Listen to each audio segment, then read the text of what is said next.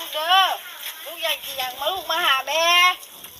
ผู้ยินพ่อเบี้ยคือแม่นางหัวหาลูกอยู่นี่นะปาเด้อให้ไปได้มือนี่เด้อเข้าใจบ่เบี้ยไปกินน้องขนมนะแม่ต้องรอให้มันบดได้คุณสิจะมีอะไรจะมาบด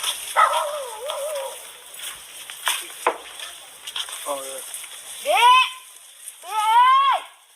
ลูกขึ้นมาเด้อมาแม่เด้ออีกตัวเงินเด้อมึงช่วยใหญ่นะแม่ก็ตายแล้วมาเด้อมาหากินข้าวกินน้ำแล้วแม่กินขนมกินน้ำแล้วลูกกินได้นะวันไหนเด็กก็พอแล้วให้ลูกไปเจอเบี้ยเอ้ยลูกจะตายขอดีเด้อเบี้ยเอ้ยเอาแต่ล่างก็ได้มันเป็นยางเอามาทำอีกทีเบี้ยลูกจะตาย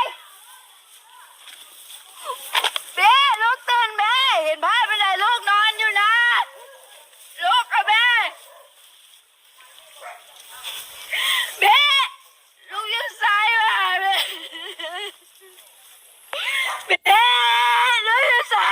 ยเบี้ยได้แล้วมาเลยเบี้ยอีกตัวนึงนะลูกเอ้ย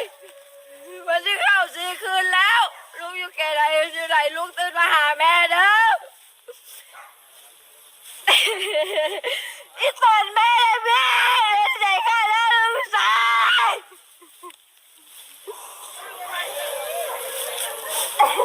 เดี๋ยวมันยังไงตรงที่แม่ใจมันออกอ่ะใจมันถึงออกมาแม่ลูกอยู่แก่ไหน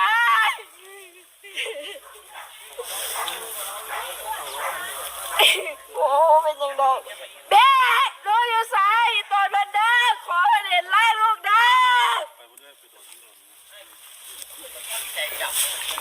มาหากินข้าวกินน้ำนะแม่เด้อสิ่งไหนลูกมาเขียวขึ้นมาไว้เด้อลูกมาเห็นบ้านหรือลูกมาอีกตัวหนึ่งบ้านตัวแม่แล้วคุณเป็นแม่ใจจะขาดแล้วขอร่างขาดคืนอื่นมาเด้อ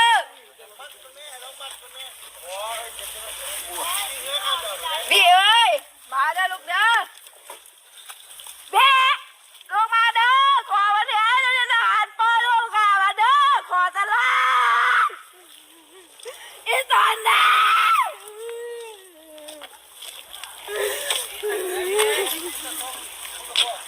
เดี๋ยวที่จะหันเลยไปไล่ขึ้นมาให้คนเห็นทอนอย่าให้ทรมานลูกนะแล้วขอให้เด่นๆอีตูนเพิ่นแดงขอเปิดดูเปิดทางให้เพิ่นนะทอน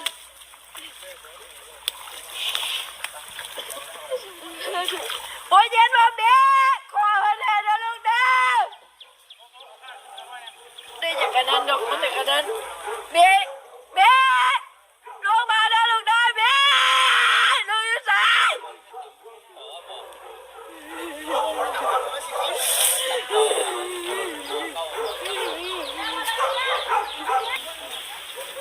อีกทางต้นกันเด้อ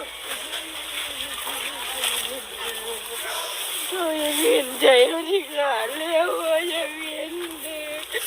ทั้งที่ส่วนพวกเจ้าทั้งที่ส่วนตัวเองทั้งที่ส่วนเราจะเสียจังได้เอาจะเสียแล้ว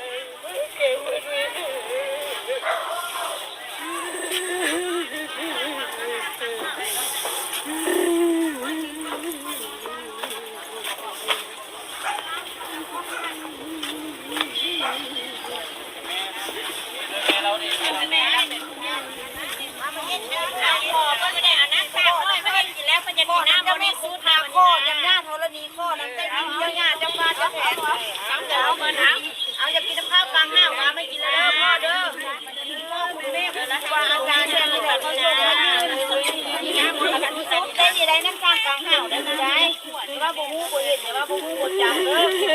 พ่อเอ้ยอย่าพูดนะเอาแซงเลยเอากินเด้อกินให้อิ่มให้เต็มแล้วลงมือส่งหลานขึ้นมาลูกส่งมามาแม่มาหาบ้านหาเมืองมันยากไรพระเจ้าผู้เดียวได้ลูกเอ้ย ลุงเลย มาลูกขึ้น วัน มา นี้ทั้งคนได้หมดเลย มากินข้าวปลาลูกไปทานข้าวส่งข้าวอาบโตขึ้นมาเด้อคุณพ่อคุณแม่ก็ได้เจ้าดิเจ้าญาติเจ้าฟ้าเจ้าเห็นก็ได้แล้วเขาไม่ได้อย่างไรเด้อเด้อเหนื่อยแซวไม่อยากตั้งใจลูกตั้งใจพอแล้วเอาลายพอไม่ดีโอ้พี่ดันเล็บใจสินะเห็นว่าสาวเปล่าเสื้อว่าเห็นตั้งใจลูกตั้งใจทำใจไว้ไม่ได้ก็เฮาบ้านเมืองคนกับเป็นยาพอลูกพอไปไปมันดำใจบ่อดเอาลูกเก้าอดเก้าเยือนพอแล้วลูกพอแล้วไปน้ำเงินมานี่นะพอ